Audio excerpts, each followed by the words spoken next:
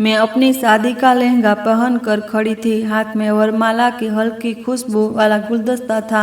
अभी अभी मंडप में 7 फेरे पूरे हुए थे। पंडित जी ने आशीर्वाद दिया था और बाहर हॉल में मेहमानों की हंसी, शहनाई और कैमरों की फ्लैश लाइट एक साथ चल रही थी। तभी मेरे फोन की स्क्रीन चमकी। एक ही लाइन थी और वो लाइन किसी थप्पड़ की तरह सीधी चेहरे पर लगी। तुम्हारी नौकरी खत्म, इसे मेरा गिफ्ट समझो।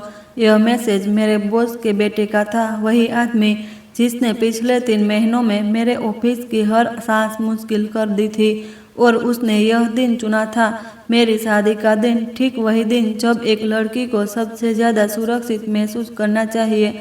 मेरे हाथ अचानक ठंडे पड़ गए, मेरी उंगलियां कांपने लगी। मुझे लगा जैसे मेरे पैरों के नीचे से फर्श खिसक गया हो।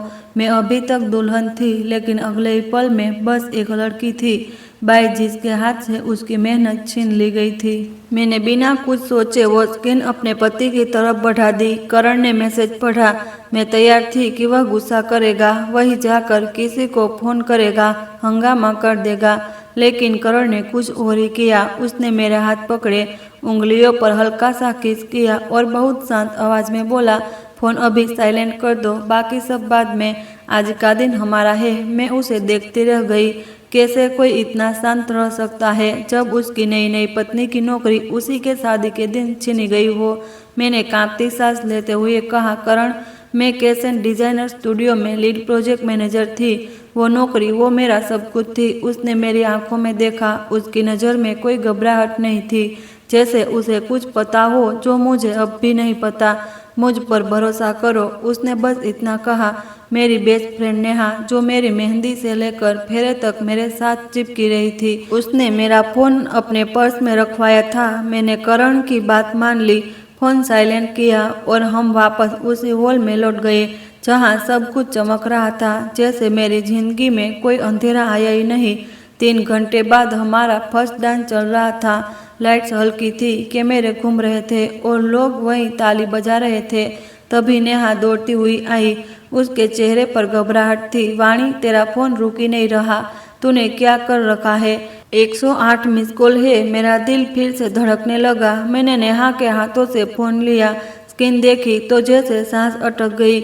ऑफिस के नंबर को वर्कस और फिर एक नंबर, बार बार 17 मिस कॉल। वो नंबर मैं पहचानती थी, कैसेट डिजाइनर स्टूडियो के मालिक का नंबर, तन्मय का पिता गोविंद। और उसी पल मुझे समझ आ गया, यह सिर्फ फायर होने की बात नहीं है, कुछ और चल रहा है, कुछ बड़ा, कुछ ऐसा चीज जो मेरी नौकरी से कहीं ज्यादा भारी है। अगर आप सोच रहे हैं कि एक शादी के दिन यह एक लाइन आखिर कैसे पूरी कंपनी को हिला देती है, तो बस मेरे साथ रहिए, क्योंकि यह वहीं से शुरू हुआ जहां लोग समझते हैं कि कहानी खत्म हो गई। मेरा नाम वाणी मेहता है। मैं उन लोगों में से हूँ जो चीज़ों को ठीक ठाक करना पसंद करते हैं। मेरी आदत है लिस्ट बनाना, कलर कोड करना और किसी प्लान में एक मिमी की गलती भी पकड़ लेना। ऑफिस में लोग मजाक में मुझे चलती फिरती डेटाबेस कहते थे, क्योंकि मुझे हर क्लाइंट की पसंद, हर प्रोजेक्ट की डेडलाइन, हर फाइल का नंबर याद रहता था। मेरे माता पिता दोनों टीचर थे। उनके लिए मेहनत और ईमानदारी कोई ऑप्शन नहीं था, नियम था। कॉलेज के पहले साल से पापा को स्ट्रोक आया था। घर में पैसा कम, जिम्मेदारी ज़्यादा। एक समय तो मैंने सोचा था कि पढ़ाई छोड़ दूं, लेकिन मैंने छोड़ने के बजाय खुद को 2 गुना कर दिया। दिन में कॉलेज, रात में एक प्रिंटिंग शॉप में काम। कई बार मैं सुबह के क्लास में बिना सोए बैठी होती थी, आंखें जलती थी, लेकिन मैं फिर भी नोट्स बनाती रहती थी। मैंने आर्किटेक्चर प्रोजेक्ट मैनेजमेंट में पढ़ाई पूरी की, साथ में कंप्यूटर सिस्टम और अर्बन प्लानिंग की स्पेशल ट्रेनिंग भी ली। लोगों को लगता था मैं ओवर प्रिपेयरिंग करती हूँ। सच यह था कि मेरे पास गलती करने की गुंजाइश ही नहीं थी। यही सब लेकर मैं क्रेसेट डी स्टूडियो पहुंची, मुंबई की उन टॉप आर्किटेक्चर फर्म में से एक, जिसके प्रोजेक्ट का नाम सुनकर लोग प्रभावित हो जाते हैं। मालिक गोविंद लोढ़ा ने, कड़क लेकिन काबिलियत पहचानने वाले, उन्होंने मेरी एक खास चीज तुरंत पकड़ ली थी। मैं सिर्फ डिजाइन समझती नहीं थी, मैं सिस्टम बना सकती थी। उन्होंने मुझे हायर किया था उनकी पूरी प्रोजेक्ट मैनेजमेंट प्रोसेस को मॉडर्न करने के लिए, और मैंने सच में अपनी जान लगा दी। मैंने एक ऐसा सिस्टम बनाया जो हर ब्लूप्रिंट का वर्जन ट्रैक करता था, क्लाइंट की हर छोटी सी रिक्वेस्ट रिकॉर्ड करता था, बजट ही लाइन का हिसाब रखता था और परमिट वेरिफिकेशन से लेकर साइट इंस्पेक्शन तक सब कुछ एक ही जगह जोड़ देता था। उस सिस्टम की वजह से प्रोजेक्ट टाइमलाइन लगभग 30% सुधर गई थी। क्लाइंट सेटिस्फेक्शन बढ़ा। गोविंद सर ने एक मीटिंग में सबके सामने कहा था, वाणी कंपनी का बेस्ट इन्वेस्टमेंट है। मैंने पहली बार अपने आप को सच में सुरक्षित महसूस किया था। फिर तन्मय आया, गोविंद सर का बेटा, उम्र करीब 32, अलग अलग डिपार्टमेंट में घूम चुका था, कहीं टिकता नहीं था, कॉन्फिडेंस बहुत कम ही समझ कम। और 3 महीने पहले मार्क गोविंद सर ने सेमी रिटायरमेंट अनाउंस किया और तन्मय को डिपार्टमेंट डायरेक्टर बना दिया, यानी मेरा डायरेक्टर बॉस। उस दिन के बाद ऑफिस की हवा बदल गई। जहां गोविंद सर मेरी बात सुनते थे, तन्मय मुझे मीटिंग से बाहर रखने लगा। जहां गोविंद सर मेरे काम की तारीफ करते थे, तन्मय वही आइडिया अपना बताने लगा। मैंने जब सिस्टम की ट्रेनिंग सेशन शेड्यूल किए ताकि बाकी टीम भी उस सीख सके, तन्मय ने कैंसिल कर दिया। फालतू खर्च, उसने कहा था। असल में उसे डर था, क्योंकि अगर बाकी लोग सिस्टम सीख जाते तो मेरी वैल्यू सिर्फ मेरे हाथ में नहीं रहती और तन्मय को यही चाहिए था, मेरी ताकत भी अपने कंट्रोल में रहे और मेरा नाम भी गायब हो जाए। इसी दौरान मेरा काम एक बड़े प्रोजेक्ट पर चल रहा था, सेंट्रल मुंबई का एक रिवाइलाइजेशन प्रोजेक्ट, कई 100 करोड़ का, शहर की इमेज, लोगों की सुरक्षा, लोगों की आईएम, सब कुछ एक ही प्रांत में टिका था। और इसी प्रोजेक्ट के सिलसिले में मेरी मुलाकात करण से हुई। करण सिटी परमिट ऑफिस में काम करता था। वह उन लोगों में से नहीं था जो फाइल पर बिना देखे ठीक से की मोहर लगा देते हैं। वो ध्यान से पढ़ता था, सवाल पूछता था और उसकी आंखों में एक अजीब सी सच्चाई थी, सीधी साफ। पहले हमारी बात बस ब्लूप्रिंट्स पर होती थी, फिर चाय पर, फिर कॉफी ब्रेक, फिर डिनर। जब ऑफिस में तन्मय की वजह से मैं खुद को छोटा महसूस करती थी, करण मेरे लिए वह जगह बन गया जहां मैं सांस ले सकती थी।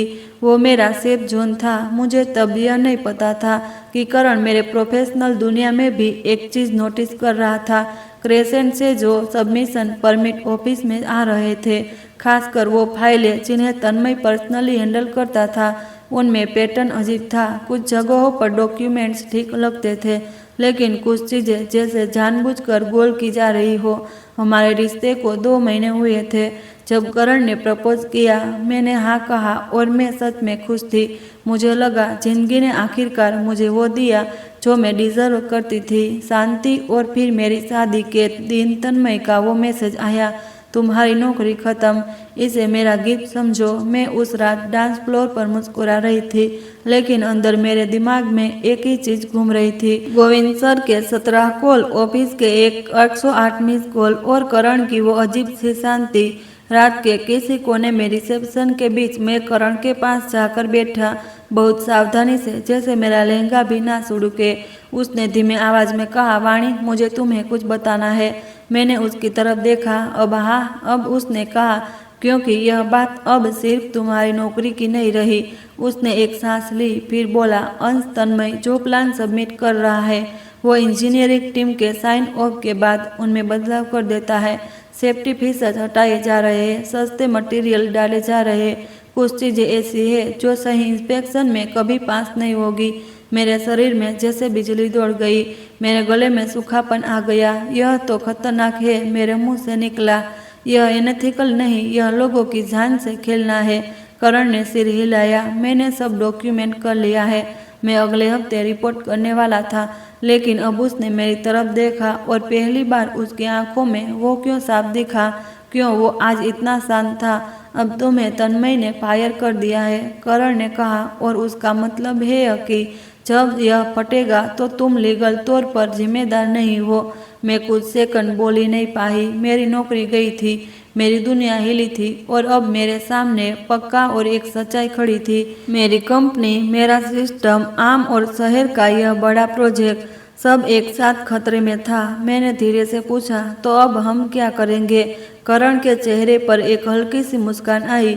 वो मुस्कान गुस्से वाली नहीं थी, वो समझदारी वाली थी। आज कुछ नहीं, उसने कहा, आज हम डांस करेंगे, कल हम हनीमून पर जाएंगे और जब हम वापस आएंगे उसने मेरी परेशानी पर किस किया। अब यह लोग समझेंगे कि किसी को शादी के दिन तोड़ा नहीं जाता, क्योंकि कुछ लोग टूटते नहीं, वह बस शांत होकर पूरा खेल बदल देते हैं।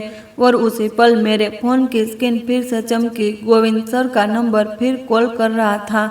मैंने स्क्रीन देखी और पहली बार मेरे अंदर डर नहीं था, बस एक सवाल था, अगर यह सच है तो तन्मय ने मुझे शादी के दिन क्यों निकाला और गोविंद सर बार बार मुझे क्यों ढूंढ रहे हैं। गोविंद सर का नंबर फिर से चमका और इस बार मैंने फोन उठाने से पहले एक सेकंड सोचा, क्या मैं इस शादी वाले जोड़े में अभी भी वही वाणी हूँ आज जिसे तन्मय ने एक मैसेज में स्टाफ की तरह हटाया समझ लिया, या मैं अब वह वाणी हूँ जिसके पास सच और सिस्टम दोनों की रीढ़ है।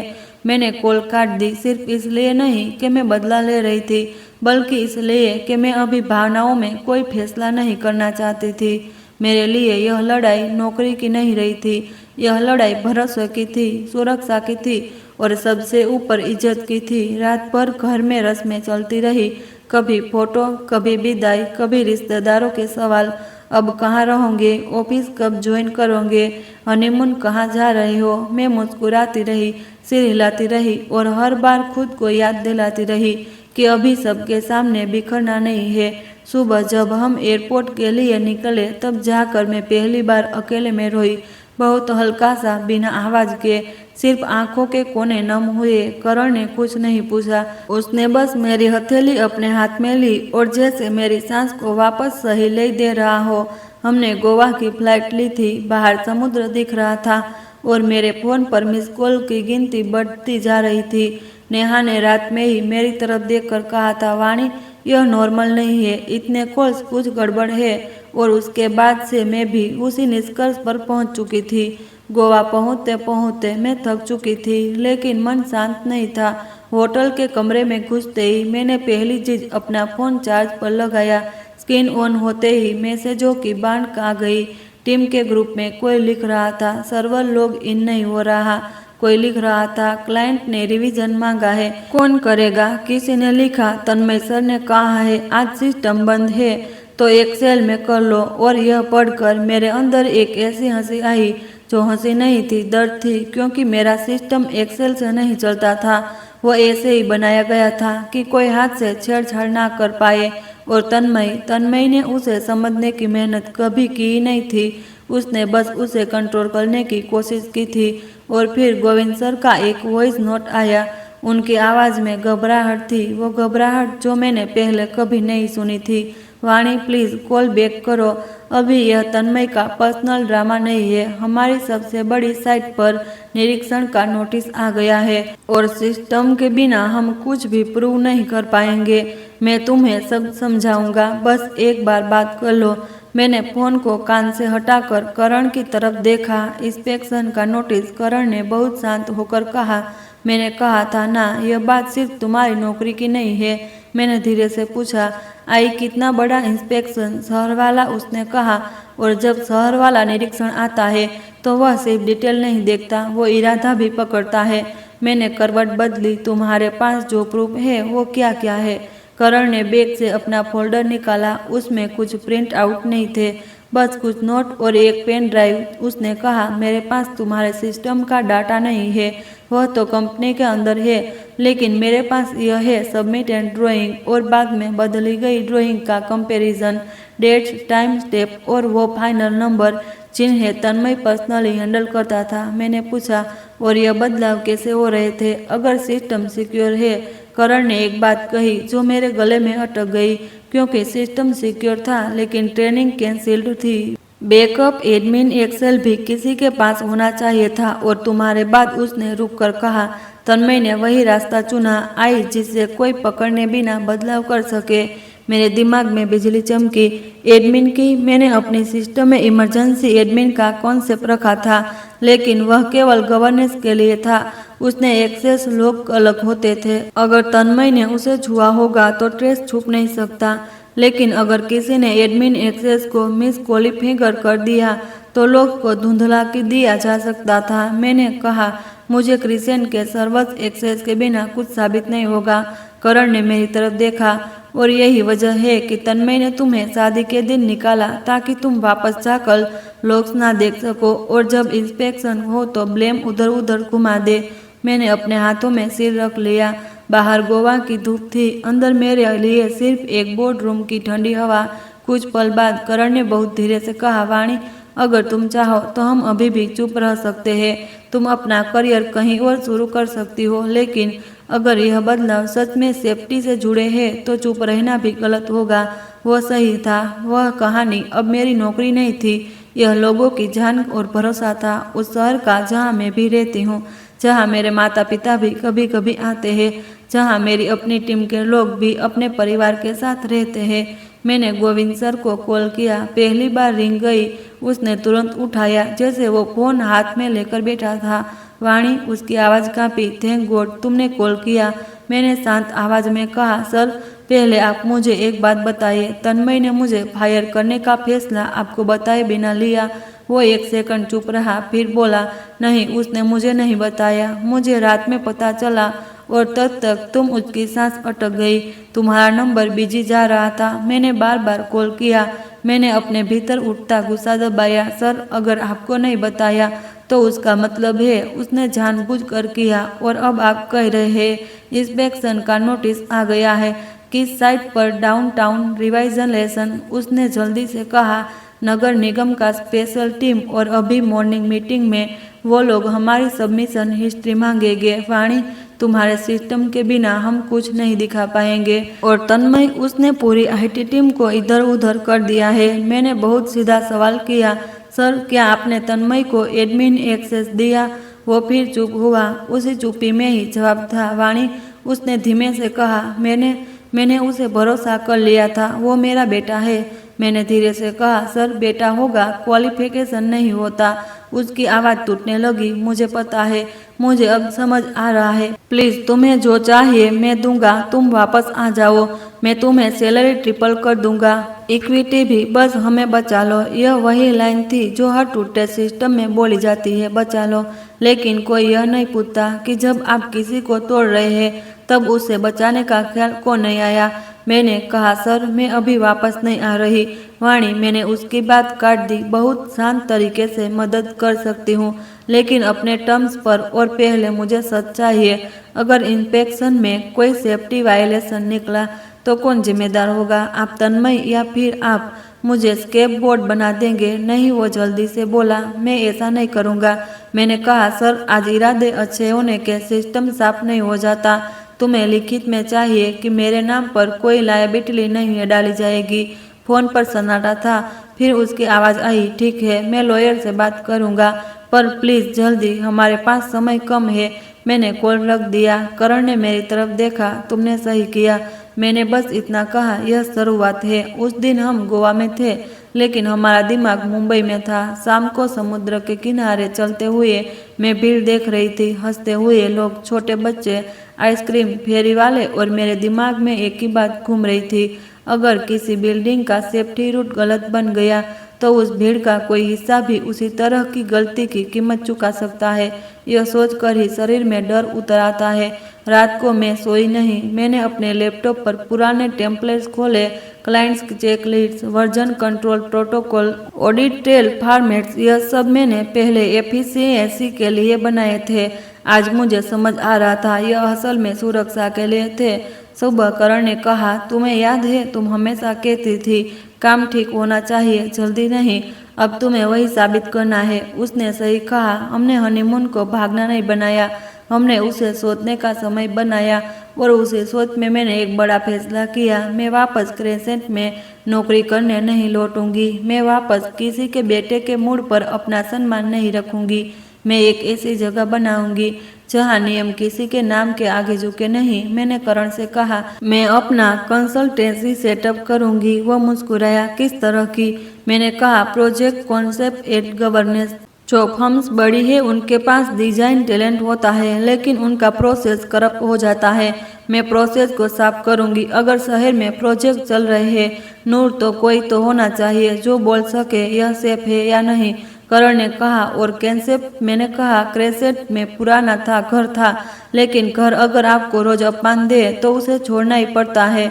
हम 2 दिन बाद मुंबई लौटे। घर आते ही मैंने सबसे पहले अपने माता पिता से मिलकर रस्में पूरी की, आशीर्वाद, मुंह दिखाई, रिश्तेदारों की हल्की फुल्की बातें।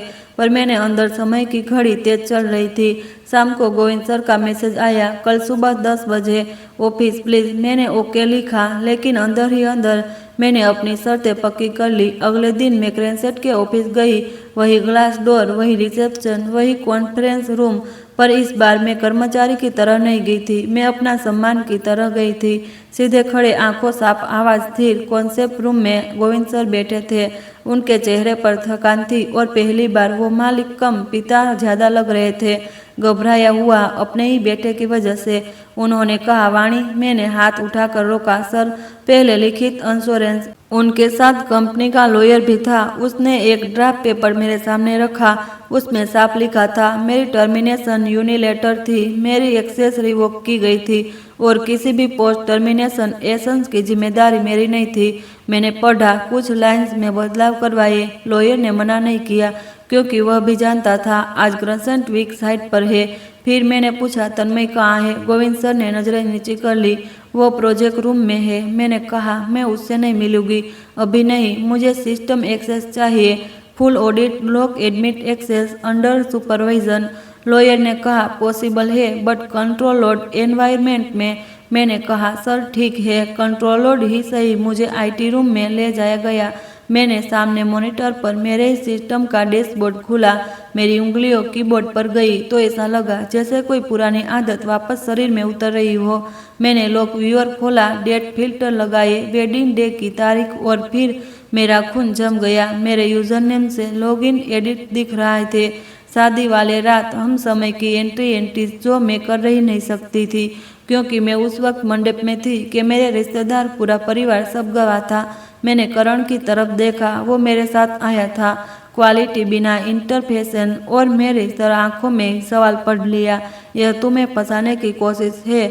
उसने बहुत धीमे से कहा। मैंने अपने सिस्टम का एक रूल याद किया, आईपी मैपिंग। मैंने लॉग में आईपी एड्रेस खोला, वो ऑफिस नेटवर्क का था, क्रेसेंट का इंटरनल आईपी। आई मतलब मेरे यूजर नेम का इस्तेमाल ऑफिस से हुआ था, मेरे बिना, मेरे नॉलेज के बिना। और अब इसका एक ही मकसद था, अगर इन्फेक्शन में गड़बड़ी निकली तो कहाँ जा सके। वाणी ने किया।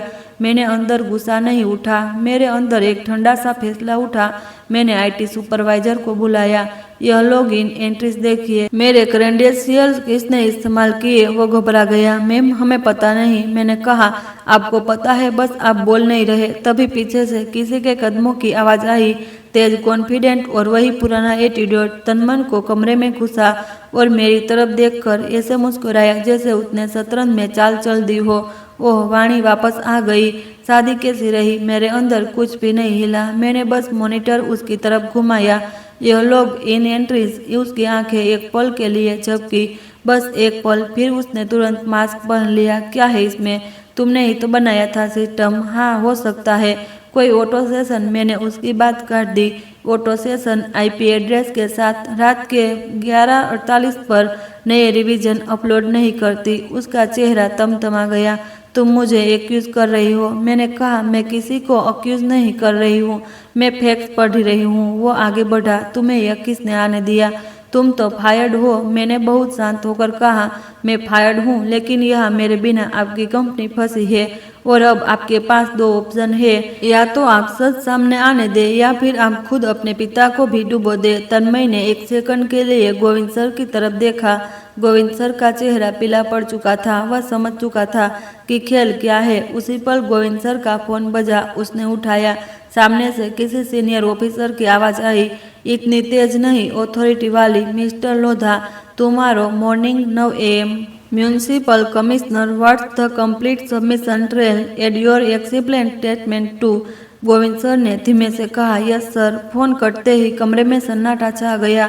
मैंने तन्मय की तरफ देखा। उसकी मुस्कान गायब हो चुकी थी। अब उसके चेहरे पर वही डर था जो नकली लोग से भी छुप नहीं सकता। और मेरे भीतर एक बहुत साफ आवाज उठी, कल सुबह अब सिर्फ इंस्पेक्शन नहीं होगा, कल सुबह सच के लिए लड़ाई होगी। और तन्मय वहाँ होगा। मैंने अपना बैग उठाया, करण का हाथ पकड़ा और बाहर निकलते हुए बस इतना कहा, कल सुबह 9 बजे हम कमिश्नर के सामने मिलेंगे। और उस पल मुझे पहली बार एहसास हुआ, मेरी शादी के दिन दिया गया गिफ्ट असल में मेरे लिए एक दरवाज़ा था, लेकिन तन्मय के लिए यह उसकी सबसे बड़ी गलती बनने वाला था। सुबह की हवा में एक अलग तरह की ठंडक थी। मुंबई में ठंड कम होती है, लेकिन उस दिन मेरे अंदर जो ठंड थी वो मौसम की नहीं थी, वो फैसले की थी। जैसे दिमाग ने रात भर बहस करके आखिर तय कर लिया हो कि अब भावनाओं की नहीं, सबूतों की भाषा बोलेंगे। मैंने हल्का सा सादा सूट पहना, कोई भारी गहने नहीं, कोई दिखावा नहीं।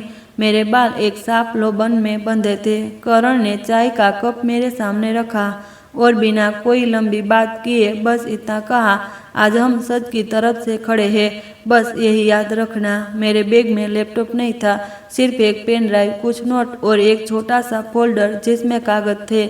लेकिन मेरा इरादा था कि आज कोई भी चीज़ ड्रामा ना बने। आज की कहानी का हीरो सिर्फ एक चीज़ थी, ऑन डेट ट्रेल। हम नगर निगम के मुख्य कार्यालय पहुंचे तो बाहर ही अलग माहौल था। सिक्योरिटी, फाइलें लेकर भागते लोग और एक दो रिपोर्टर जो हर बड़ी साइट की खबर सुन लेते हैं। मुझे देखकर ही गोविंद सर जल्दी जल्दी आए। उनके चेहरे पर नींद थी, बस चिंता थी। उनके साथ कंपनी का वकील था, IMS, और पीछे कुछ कदम दूर तन्मय ने मुझे ऐसे देखा जैसे मैं उसके घर में घुस आई हूँ। उसकी आंखों में वही पुराना घमंड था, पर आज उसमें एक पतली सी दरार भी थी, डर की दरार। हम अंदर गए। एक कॉन्फ्रेंस रूम में कमिश्नर साहब के साथ उनकी टीम बैठी थी। एक सीनियर इंजीनियर, एक लीगल ऑफिसर और एक टेक ऑन डेट वाला अफसर। यह लोग सोशल मीडिया के ट्रेंड से नहीं, शहर की जिम्मेदारी से चलते थे। उसकी भाषा में वाइब नहीं होता, वेरिफिकेशन होता है। कमिश्नर ने बिना समय बर्बाद किए पूछा, किसका कंट्रोल था इस प्रोजेक्ट के डॉक्यूमेंट वर्जनिंग और परमिट सबमिशन पर। गोविंद सर ने मेरी तरफ देखा, वो कुछ कहना चाहते थे, शायद वाणी का नाम लेकर मेरा महत्व बताना, लेकिन मैंने पहले ही बोल दिया साफ और धीमे, सर आए, मैं अब कंपनी की कर्मचारी नहीं हूँ। मुझे शादी की रात यूनिलेटर तरीके से टर्मिनेट कर दिया था और उसी रात से मेरी सिस्टम एक्सेस भी रिवोक कर दी गई थी। कमिश्नर ने भौं उठाई। शादी की रात? मैंने सिर हिलाया। जी, उसी रात मेरे कैंसिडेंशियल का मिसयूजर हुआ था। तन्मय ने तुरंत बीच में बोलने की कोशिश की, sir she is exaggerating, she is emotional because. Commissioner ने हाथ उठाया, यहाँ इमोशन नहीं चलेंगे, ओनली फैक्ट्स। कमरा एकदम शांत हो गया। मैंने टेक ऑन ऑफिसर की तरफ देखा। मैंने सिस्टम के लॉज में ऐसे लॉग इन की एंट्रीज देखी जो मेरे यूजर नेम से है, पर वह उन समय पर है जब मैं शादी के समारोह में थी। मैंने IP मैपिंग देखी, वो ऑफिस के इंटरनल नेटवर्क से है, इसका मतलब मेरा यूजर नेम ऑफिस से यूज हुआ है। मेरे बिना वकील ने तुरंत कहा कि वे craze provide the server log export sanitize but verifiable. Tech on date officer ने पूछा, आलोक स्टेपर तो नहीं? मैंने कहा, यही तो जांच का मुद्दा है। मेरे सिस्टम में एडमिन लेवल एंट्रीज अलग ट्रैक होती है। अगर किसी ने इमरजेंसी एडमिन रूट को मिसयूज किया है तो उसका फुटप्रिंट रहेगा, और अगर किसी ने उसे छिपाने की कोशिश की है तो उसका फुटप्रिंट भी रहेगा। सिस्टम का यही फायदा है, सच को पूरी तरह मिटाया नहीं जा सकता। कमिश्नर ने अपने सीनियर इंजीनियर की तरफ देखा। डिजाइन चेंजेस का कंपैरिजन? कारण ने आगे बढ़ाया। वह बहुत शांत था, जैसे उसका काम बोल रहा हो। सर, मेरे पास सबमिटेड ड्राइंग्स की कॉपीज है और बाद में साइट इंस्पेक्शन के दौरान सामने आए मॉडिफिकेशंस की ऑब्जर्वेशन नोट्स है। कुछ सेफ्टी फीचर्स जैसे emergency ingress, clear widths, wired rated partitioning, material specs, इनमें इनकम्पिटेंसीज। में यह कहने नहीं आया था कि किसने किया, मैं यह कहने आया हूँ कि यह हो रहा है और यह पब्लिक सेफ्टी इशू है। तन्मय ने फिर बोलने की कोशिश की, इस बार और तेज। This is a rival setup, she is trying to sabotage अब बिकॉज शी वॉज फायर्ड। मैंने उनकी तरफ देखा, पहली बार सीधे, फिर कमिश्नर की तरफ। सर, अगर यह सबोटाइज होता तो मैं आपसे नौकरी वापस मांगती, मैं सैलरी या प्रमोशन मांगती। मैं यहाँ अपनी नौकरी की लड़ाई लड़ने नहीं आई, मैं यहाँ इसलिए आई हूँ क्योंकि अगर किसी प्रोजेक्ट में सेफ्टी कॉम्प्रोमाइज है तो नुकसान किसी सीईओ का नहीं होता, नुकसान आम लोगों का होता है। कमिश्नर ने वकील से पूछा। Termination proof. वकील ने कागज आगे किए। गोविंद सर की सांस जैसे अंदर अटक गई। तन्मय की गर्दन तन गई। कमिश्नर ने एक एक लाइन देखी, फिर बोले, ठीक है, पहला आदेश इस प्रोजेक्ट पर 48 आवर्स के further's word BH safety stabilisation, दूसरा independent structure and safety audit, या तीसरा digital submission trail forensic audit, चौथा कंपनी को कंप्लायंस ऑफिसर अपॉइंट करना होगा who does not report to the project direct. Tanmay की आंखें फैल गई। Sir, this will do our timeline. Commissioner ने बिना चिल्लाए टाइमलाइन बाद में लाइस। पहले वो 4 शब्द कमरे में ऐसे गिर पड़े जैसे किसी ने जमीन पर पत्थर रख दिया हो। गोविंद सर ने बहुत धीमे से कहा, यस सर, और उसी पल मुझे पता चल गया, अब कहानी पलट चुकी है। अब तन्मय का खेल उसके हाथ से निकल चुका है, क्योंकि अब सरकार और ओनर मिलकर चले तो ईगो नहीं चलता। मीटिंग के बाद बाहर निकलते ही गोविंद सर ने मुझे रोक लिया। उनके चेहरे पर शर्म थी। वाणी, मैं तुमसे माफ़ी मांगना चाहता हूँ। मैंने तन्मय पर भरोसा करके तुम्हारे सिस्टम को कमज़ोर कर दिया और मैंने उसकी बात अधूरी ही छोड़ दी। बस इतना कहा। सर, माफ़ी तब होती है जब बदलाव होता। अगर आपने सच में कंपनी बचाई है या आपको पहले के कंपनी का कल्चर बदलना होगा, बेटा है वाली वजह अब नहीं चलेगी। तभी तन्मय पास आया। उसकी आवाज़ खड़ी थी, पर अब उसमें वह पुरानी अकड़ नहीं थी। तुम खुश हो? सबके सामने मुझे विलेन बना दिया। मैंने शांत होकर कहा, मैंने तुम्हें विलेन नहीं बनाया, मैंने बस तुम्हें अनप्रोटेक्ट कर दिया ताकि तुम्हें एक्शन की जिम्मेदारी तुम्हारे पास वापस आ जाए। उसने दांत भी, तुम वापस ज्वाइन करो, मैं तुम्हें अच्छा पैकेज दूंगा। उसने मुंह से पैकेज सुनकर मेरे अंदर हल्की सी हंसी आई, कड़वी नहीं, साफ। तन्मय, तुम अब भी सोच रहे हो कि अब सब कुछ पैसों से ठीक हो जाता है, इज्जत सैलरी से नहीं मिलती। मैंने गोविंद सर की तरफ देखा। मैं वापस अप्लाई बनकर नहीं आऊंगी, लेकिन अगर आप सच में सुधार चाहते हो तो मैं एक इंडिपेंडेंट क्लाइंट कंसल्टेंसी के रूप में काम कर सकती हूँ। मेरी टीम आपका प्रोसेस रिबिल्ड करेगी। साफ rules, access governance, mandatory dual approval on revisions और हर बदलाव को इम्प्यूटेबल ऑडिट ट्रेल पर मेरे टर्म्स। और सबसे जरूरी, कोई भी व्यक्ति चाहे वह मालिक का बेटा ही क्यों ना हो, प्रोसेस से ऊपर नहीं होगा। गोविंद सर ने आंखें बंद की, जैसे उन्होंने खुद को गिरते हुए देख लिया हो। फिर बहुत धीमे से बोले, ठीक है। उसी शाम कंपनी में इमरजेंसी बोर्ड मीटिंग हुई।